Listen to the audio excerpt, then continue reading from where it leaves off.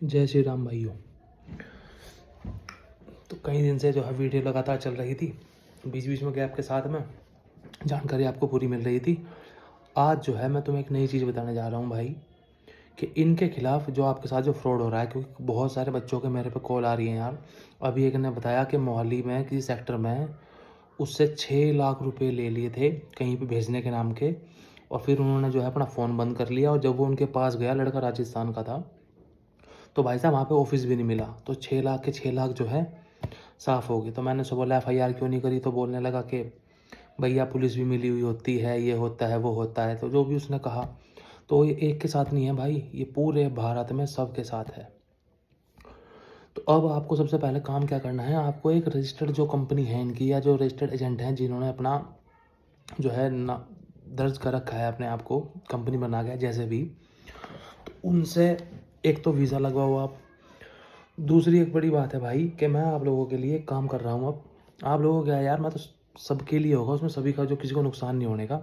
सबसे बड़ी बात है, हम एक RTI डाल रहे हैं आपके गृह मंत्रालय में, जो हमारा इमिग्रेशन जो विभाग होगा और जो हमारी कस्टमर सर्विस वाला वो विभाग है, उसमें से हम लिस्ट मांग रहा हूँ मैं, कि कितने भारत में ऐसे एजेंट हैं जो रजिस्टर्ड हैं।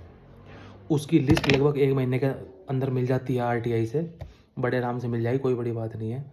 उसके बाद दूसरी बात, सैटरडे में ही हम एक यहाँ से सुप्रीम कोर्ट में जनहित याचिका डाल रहे हैं कि ये जितने एजेंट यहाँ पे बैठे हुए हैं उनके खिलाफ जो है कार्रवाई किस टाइप से करी जानी चाहिए, या इतना पैसा जो ये घुमा फिरा रहे हैं उस पैसे का क्या हिसाब किताब है, कैसे कैसे है, वो सारी की सारी चीज़ें जो हैं जनहित याचिका से हमने पूछूंगा। तो ये सैटरडे में ये काम हो रहा है, जनहित याचिका का भी और RTI का भी। RTI से आपको सबसे ज़्यादा बेनिफिट मिलेगा, जनहित याचिका एक अलग मुद्दा है। RTI से आपको मैं सबके नाम बता दूंगा भारत में कौन कौन सी कंसल्टेंसी हैं जो ये रजिस्टर्ड हैं। पहली बात तो ये हुई। उसके बाद बहुत सारे भाई हैं मेरे, बोलते हैं कि भाई स्टडी वीज़ा पे अगर हम न मत जाएँ, और अगर हम वर्क वीज़ा पे चले जाएँ, तो वर्क वीज़ा पे देखो, वर्क वीज़ा पे भी रशिया में जाने से क्या है, जो कंपनी आपको वर्क वीज़ा देगी वो आपका पासपोर्ट ले लेगी, और वो पासपोर्ट लेने के बाद में आपको कहीं और जॉब नहीं करने देने की।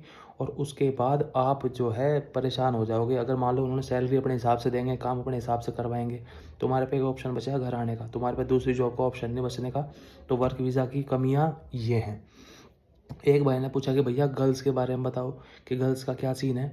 तो गर्ल्स का मैं जो सीन बता रहा हूँ भाई, गर्ल्स का सीन ये है कि गर्ल्स के मामले में वहाँ पे जो है सेव नहीं है, बिल्कुल भी जो है सेव नहीं है, दिक्कत है। और दिक्कत भी हमें अपने लोगों से है।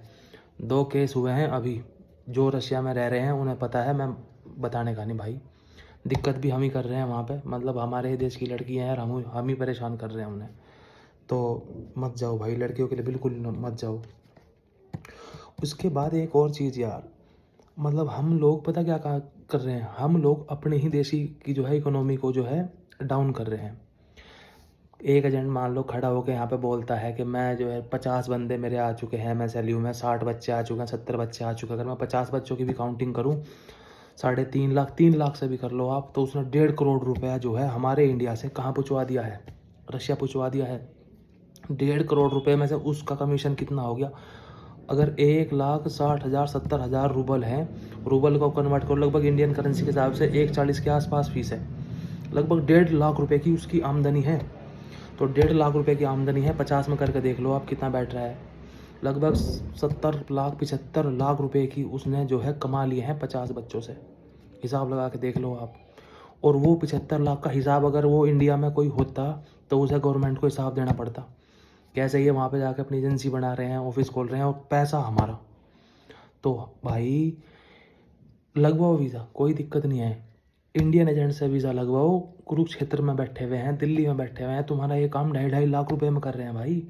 2 लाख रुपए में 3 साल का वर्क परमिट है, 2 लाख रुपए में 3 साल का वर्क परमिट है ओपन, रशिया का। मेरे पे फोटो पड़ा है, जिसके दर्द होगा मुझे SMS कर देना, मैं फ़ोटो भेज दूंगा उसे। तो ऊपर से ये तो वर्क वीज़ा हुआ। स्टडी वीज़ा क्या है, स्टडी वीज़ा यहाँ पे 2 20 2 2.5 लाख रुपए में लगा रहे हैं ये। तो कम से कम ये पैसा हमारा इंडिया में तो है। अरे एक एजेंट को आप पैसा दे रहे हो, वो पैसे से आप बाहर चले ही गए, कम से कम वो पैसा अपने इंडिया में तो रखेगा, उसे खर्च करेगा, तो इकोनॉमी किसकी बढ़ेगी? इकोनॉमी भी तो हमारी बढ़ेगी। वहाँ जो एजेंट बैठे हुए हैं, तुम उन्हें जो पैसा दोगे, उनकी वह इकोनॉमी वहाँ बढ़ा रहे हैं, वो उस पैसों को यहाँ यूटिलाइज नहीं कर रहे। ऑफिस वहाँ बन रहे हैं, सैलरी वहाँ दी जा रही है, जिसे भी दी जा रही है, मज़ा वे ले रहे हैं, प्रॉपर्टी वे खरीद रहे हैं वहाँ पे। पागल तुम बन रहे हो, तुम अपने देश की अर्थव्यवस्था को डाउन कर रहे हो भाई। तुम्हारे पैसे बच रहे हैं 70-80 हज़ार रुपये।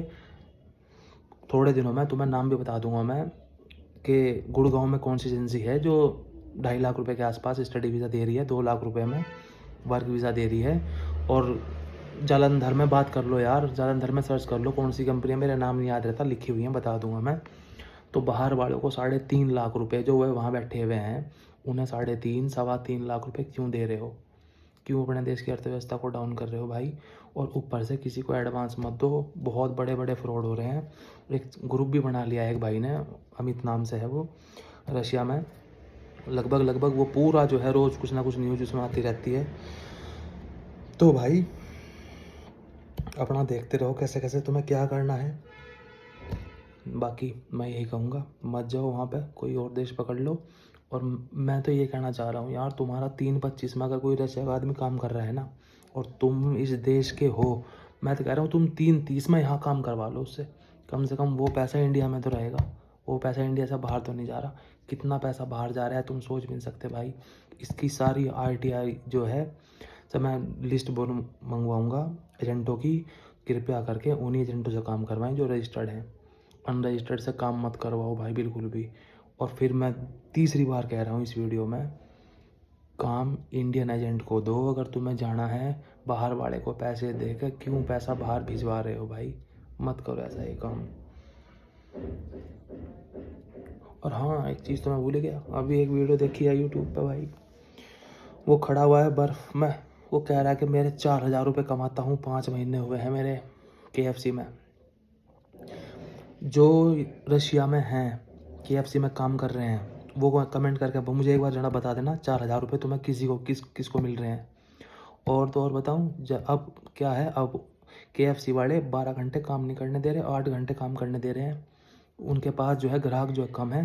तो अब तो वैसे ही तुम्हारी सैलरी कितनी हो जानी है, 55-56 हज़ार रुपये के आसपास, 2600 रुपये से ऊपर KFC वाला। जब तुम 1 साल में कम से कम काम कर लोगे, जब जाके तुम्हारे 3,000 रुपये पर डे होंगे, 90,000 रुपये बैठते हैं तुम्हारे वे 12 घंटे के। और वो जो है तुम्हें रोज़ तुम कर नहीं सकते क्योंकि तुम्हें कॉलेज भी जाना है। तो भाई इतनी गंद मत फैलाओ कि तुम KFC में 1,20,000 रुपये कमा रहे हो। मैं देख के आया हूँ KFC में, मेरे दोस्त काम कर रहे हैं भाई, पे स्लिप। और हाँ भाई, एक सिंपल सी बात बताऊँ, मैं ज्ञान दे देता हूँ, फिर एजेंट उस ज्ञान को पकड़ते हैं, फिर उसे वीडियो बनाते हैं उसके ऊपर, ये है वो है।